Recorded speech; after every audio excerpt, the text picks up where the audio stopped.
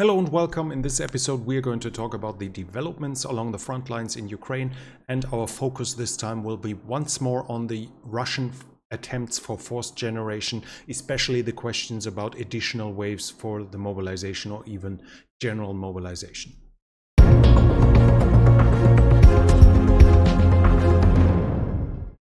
There have been two separate prisoner exchanges. In one, 50, and in the other, 9 prisoners were exchanged by both sides each. This is now an increase in prisoner exchanges from the past weeks. The Ukrainian National Security and Defense Council Secretary Alexei Danilov has said Ukraine has killed Iranian military advisors in Crimea. He also said that from now on Ukraine will target them as long as they are on Ukrainian territory, which obviously includes the Crimea according to Ukrainian and international understanding. Israeli media, meanwhile, has estimated the victims, the number of Iranians killed, to be at the amount of 10. In roughly 1 week, there is an estimation that a heavy frost wave will come, that the temperatures will drop massively. That should, at least for the time being, it might revert back once more, but for the time being, that should then freeze the ground after a few days solid enough that troops can once again move across country without getting bogged down in mud. So the Rasputitsa is nearing its end, and we should see that in additional attacks, especially when it comes north of the Seversky Donetsk. While we are already here, there have been Russian counterattacks actually in the last 2 days. They seem to be more Russian attacks than Ukrainian from what I find. There have been Russian counterattacks in the direction of Kupiansk reported. The Russians seem to have actually captured a town that is here, Liman Pershi. I can't fully confirm that, but there's indication that they actually gained grounds there. There's also reports about Russian attacks on Novoselivsk, which is next to Kuzemivka, which is heavily contested in the last weeks. And there have been Ukrainian attacks in the direction of Chervono-Popivka and Loshchanka, which is here. So the Ukrainians are still trying to reach the P66. That's the route, the road going from Crimean to Svatove, and thus a very important line of communication for the Russians, which is still not cut off by the Ukrainians. Further south, we have reports about Russian attacks at Dibrova. They seem to have attacked from Dibrova westwards, but there are no confirmed changes in the position both in these areas here, and as said, probably the Russians might have captured the town here in the north. When we go south of the Seversky Donetsk, which is the river roughly going here, south of it, the Ukrainian deputy chief of the main operational department of the Ukrainian General Staff, Brigadier General Oleksiy Hromov, said the Russians are concentrating on 3 regions here: Siversk, which is here, so probably this area here, Bakhmut and Avdiivka. He's saying that there have been 290 battles in the last week. 90 of them alone were directly around Bakhmut, and here we have some images how it looks right now. You see not a single tree is still standing, which is an indication of the heavy amount of artillery fire going down here. And here we see some images of soldiers in their trenches and the horrible situation that the fortifications are in, and it's being called the Passchendaele of the 21st century here on Twitter. The Russians are saying they gained some ground in southeastern Bakhmut itself, so that would roughly mean in the direction or from Ivangrad towards the city center, or from Opytne towards the city center. They say that, I cannot confirm it. Prigozhin has addressed the situation around Bakhmut. He said he is banning Wagner fighters to give any interview. And he says that the big hopes that are voiced by the Russian media along the front line is having negative impacts on the soldiers, on the fighters at the front line, because they are being put under pressure with expectations that can't be met. He also said the mission of Wagner around Bakhmut is not to capture Bakhmut, but it's to destroy Ukrainian armed forces, the Ukrainian forces around here. Thus, he contradicts himself when he in the past mentioned the advances by Wagner, when he claimed that they captured this town, captured that town, all showing a shift here, which is likely the very same what we saw in the battle around Severodonetsk, where the Russians had a very hard time capturing the town and advancing towards it, and it was then being called by the Russian commentators that this was actually intended because they wanted to draw in the Ukrainians here to destroy them there. So it's the exact repetition of their propaganda from that time, and as well as it wasn't true there, it's highly likely that this is just another propaganda by the Russian side here, in this case by Prigozhin, to explain the situation, why they haven't advanced further in all those heavy battles.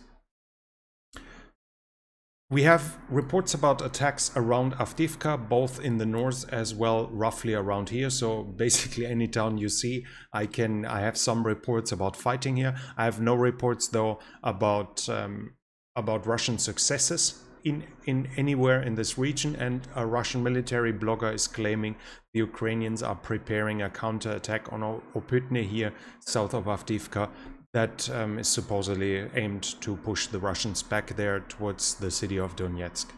The Russians are also saying there have been Ukrainian counterattacks in Novomykhailivka and in Pavlivka, which is here, also at Novodonetsk and Vermivka. Novodonetsk is here and Vermivka is here, and here again the Russians are saying the Ukrainians did a counterattack there, so we are not completely sure if this is supposed to mean that Vermivka might be in Russian hands, and this map here, which only uses open source and thus can't be 100% correct, doesn't show the ownership here properly, or if they just mean it's coming from the direction of Vermivka. And you can see here again, we basically have several towns that have grown together, so this could be seen by the Russian side as Vermivka as well. And I want to excuse the sound you might hear in the background, because obviously the moment I start recording or the moment I'm a few minutes into the video, somebody starts around here with a leaf blower. But I hope it'll be bearable. So Russians are saying Ukrainians attack around here, but there have also been attacks in Marinka, and there the Russians are reporting heavy house-to-house fighting here, but no additional advances reported in the last 2 days. Along the south here, the attacks are continuing, not just until here, but also further westwards. I also have the Russian report that the Ukrainians supposedly have attacked Novodarivka here, and which indicates further Ukrainian counter-offensive activity here in the south. The Russians are reportedly sending additional reinforcements to the southern area of the frontier, both to southern Zaporizhia as well as to southern Donetsk. We have reports from Melitopol, from convoys going through, from various cases that shows military convoys going north towards the front line in this area, indicating that the Russians are sending reinforcements. The Ukrainian the Russians are still continuing their fortification works along the whole south, and the Ukrainian Resistance Center is saying the Russians are bringing civilians from Mariupol to construct defensive installations in Kherson. So in this area, they're moving them from here to here. If an occupier is using civilians in the occupied territory for military work, he's violating against Article 4 of the Geneva Convention for the protection of civilians in times of war, which would then be another war crime committed here by the Russians. We also have Riba here, which claims actually that there has been a commando raid, a raid over the Dnipro into Antonivka, which is here.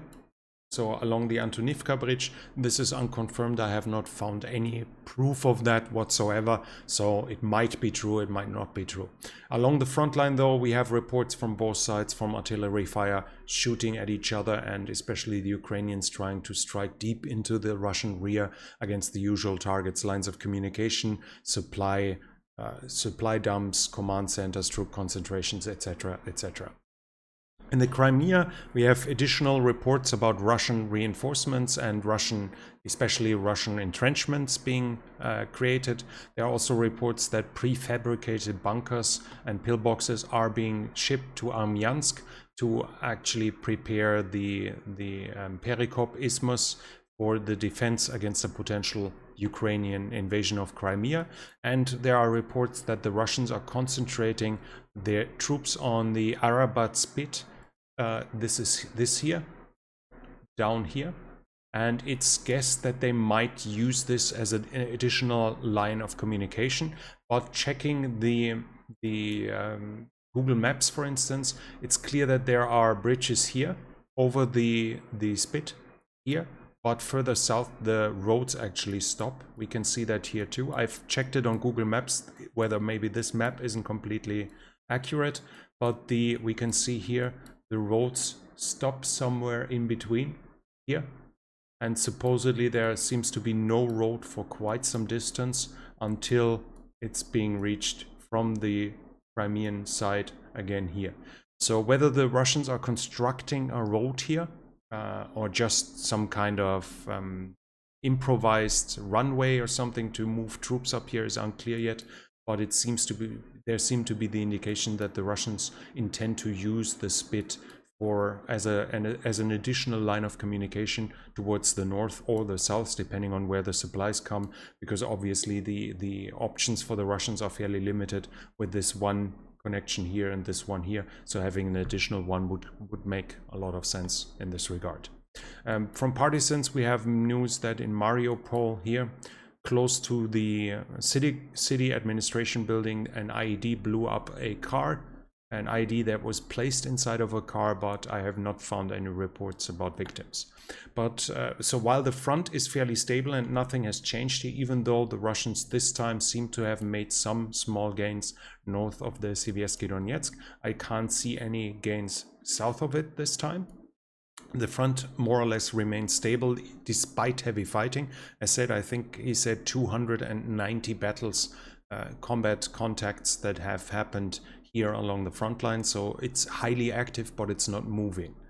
The bigger news, though, are the rumors and information about mobilization. We have the deputy chief of the Ukrainian General Staff, Alexei Romov, who said that the military political leadership of Russia has created a document with the title "To End the War with NATO in Ukraine," a conclusion of the war with NATO in Ukraine. I have a Ukrainian site here showing that is reporting over it, and in the document, supposedly in the document, the Russian weaknesses, the Russian problems are detailed, and it said that Russia would have to mobilize 5 million soldiers to win the war against NATO in Ukraine. Such a mobilization would completely break the Russian system. The Russians have already proven that they have trouble even supplying and equipping and training 300,000 reservists. So if they were somehow able to put 5 million men into uniform and actually give them a weapon, the logistical situation would be bigger by whole in a degree that we probably can't even imagine right now. But supposedly this is what the Russians are claiming, what the Russians are thinking about right now. I have to say, though, that I cannot confirm at all that whether this is true or not. As said, I have not found the original. I have not seen the original. It might actually be linked in here. But I have not found any proof that this is somehow from the Russian side. It might be fantasy by somebody. It might be a minor official that has nothing to actually decide. So we should take it with some caution that the Russians actually consider 5 million mobilization seems absolutely ludicrous if we look at the state of the Russian mobilization until this point. They would be completely overwhelmed with the challenges coming with such a mobilization. But we have additional information from military bloggers and opposition media that are increasingly both. So the pro-war faction as well as the opposition media are both talking that a second mobilization is probably in preparation, a second wave of mobilization. Supposedly there was a high government official telling opposition media that the mobilized soldiers would run out at the end of the winter, which would require additional mobilizations. Putin thus has also signed a decree that would create a new register to collect the data for every Russian citizen with military connections, so military experience, who somehow served at some point, probably as a conscript, and that would obviously help additional rounds of mobilization in the future. Opposition media also saying that the Russian government thought about general mobilization in October, but they declined to do that. They decided not to do it, and if needed, they would rather do additional waves of smaller partial mobilizations. In that discussion within the government, supposedly Prigozhin and Kadyrov both requested the general mobilization, but they have been overruled in this context. A Russian media is also saying here that a unit has been created out of Ukrainian prisoners of war that are now combat ready and ready to be deployed. If Russia was actually forcing Ukrainian prisoners of war to fight for them, that would be another war crime, one of many that Russia has committed in this war, but obviously we can't rule out that those are turncoats, that those might be soldiers that actually have switched to the Russian side. And especially as we don't know, just because they talk about a battalion doesn't mean it actually has to have battalion size. We hear it about the Russian prisoners of war that fight for Ukraine, and I think as of now I still have to see more than 3 of them in one picture, and they're always masked. There might be a picture somewhere with 7.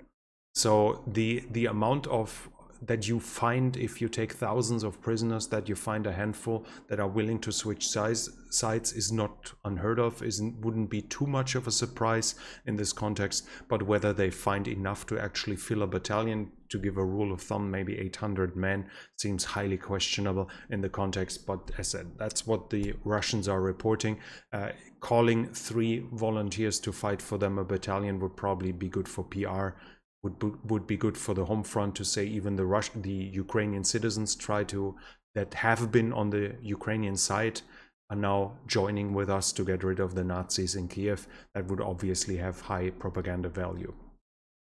There are reports also from Russia that the military itself and PMCs are really desperate to find medically trained personnel. There are various reports that they try to train additional forces, additional nurses, etc.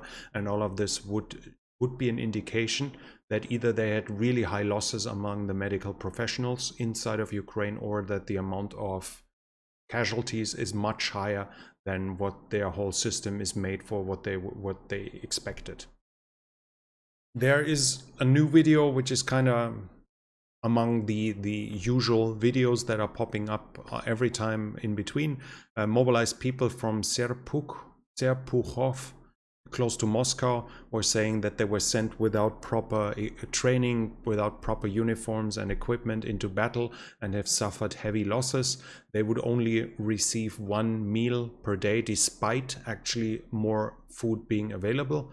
And they had, after that, there has been accusations that they are deserting. So they made a second video saying, no, we are not deserting. but we will not go to the front line again. We are willing to go to the second or third line of defense, but no longer the front line. Among Russian military bloggers, the reactions to those videos are varying massively. You have some that ask for collective punishment against the whole unit. Others just want the officers punished, and others, though, ask for understanding for the difficult situation that those mobilniks, that those mobilized soldiers are in. Also, we have a lot of report about accidentally killed comrades, accidentally killed civilians by mobilized men in Russia. One has been stabbing a comrade several times in the chest, an officer, and there's a Russian soldier that has been killed with a head injury, and his credit card has been used to purchase alcohol afterwards. There's also reports about one training ground where the nearby hospital has filed that 30 soldiers had emergency appendix surgeries and thus cannot be used for any body movement, for any bodily effort for 30 days, basically excluding them from going to combat right away in exchange for their appendix, where there are obviously the accusations and the indications that this might be kind of a deal between the hospital to just take out the appendix in exchange of giving the soldiers a medical leave for some time. Generally, a lot of the indications we hear, a lot of the reports we hear from Russia indicate really low morale. We shouldn't really be surprised by that, but despite all of this, at the same time, obviously we see that the Russians are still attacking and that they might have gained some ground here, that they have gained some ground in the south of the Siversky Donetsk in the past. So while the morale might be bad, it's not that they are completely useless or completely beaten yet. Politically, when it comes to the political and economic sphere, Forbes has calculated that Russia so far did have to pay $28 billion for the war, which is a quarter of the regular state budget of 2022. The mobilization alone is supposedly creating costs of 2.7 billion each month for both wages as well as equipment. And there are also further reports about the exchange of population, every time indicating towards the accusations of genocide of the Russians trying to eradicate Ukrainian identity. In Mariupol, blocks of houses, like domestic residencies, have been vacated with Ukrainians. The Ukrainians have been taken out that still lived in there, and supposedly Russian citizens coming from Russia are now moving in there, and thus replacing the original civilians. Where the civilians with the original inhabitants, where those inhabitants are moving now, in this case I have not had a confirmation, but at least the implication would be that they are probably being sent somewhere into Russia to be resettled there. And we also have further reports about Ukrainian children being spread around the Russian Federation. Here again, the accusation is always that they're being sent away on medical reasons, on vacation reasons, or whatever, either adopting them into Russian families or forcing the Ukrainian families to follow their children and thus moving to Russia, and thus allowing the Russian state to assimilate them over time. When it comes to the support, the international support, the British and the military equipment in general, the British Ministry of Defense is saying Russia is removing the warheads from its Kh-55. Those are missiles generally made to be used with nuclear weapons, and the British Ministry of Defense is saying they are removing the nuclear weapons and are putting ballast in, just to make up for the weight, to use those missiles as kinetic weapons, because obviously the high weight and speed is in combination with the remaining fuel of the missile would still cause some damage, but the accuracy of the Kh-55 should be more or less make it impossible to use them effectively against point targets. New York Times is writing that 20 of the 30 NATO members basically have nothing left to give to Ukraine. Only 10 states are left that can still supply Ukraine with additional aid, that still have potential to help Ukraine. Among them, the New York Times mentioned France, Germany, Italy, and the Netherlands. And Britain, which was not mentioned but should obviously be included, has just announced an additional delivery. They are going to deliver Sea King helicopters to Ukraine, and they're currently training 10 crews. Usually you have more crews than planes. So that might indicate that they are delivering 9 or 8 helicopters, but it might also mean that they deliver more. Obviously, that's just a guess when it comes to the number. The Sea King is not an... I have not found, and I don't know about any proof of the Sea King being used against tanks or anything. It's usually a helicopter that I know mostly from the usage of ships, as we can see here, basically in the naval field.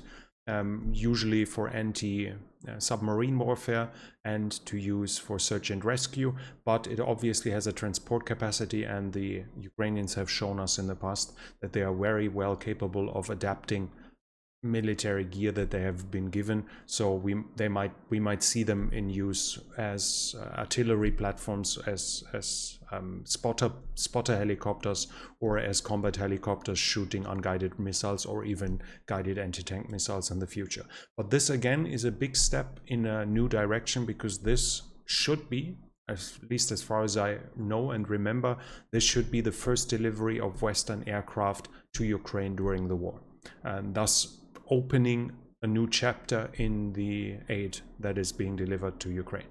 That's it from me for now. I hope you enjoyed the video. If you did so, this channel is only possible because of the support from viewers like you. If you like to support the channel, you can do so by the means in the description. Thank you very much to everyone who already supported the channel, and you can also help the channel by hitting the thumbs up, by commenting, leaving your opinion of the current development, whether you think the Russians might actually call a general mobilization or not. And don't forget to subscribe if you haven't subscribed yet. Click the bell icon so you don't miss future videos, and recommend the channel to friends and acquaintances for it to grow. That's it from me for now. Thank you for watching, and I'll be back.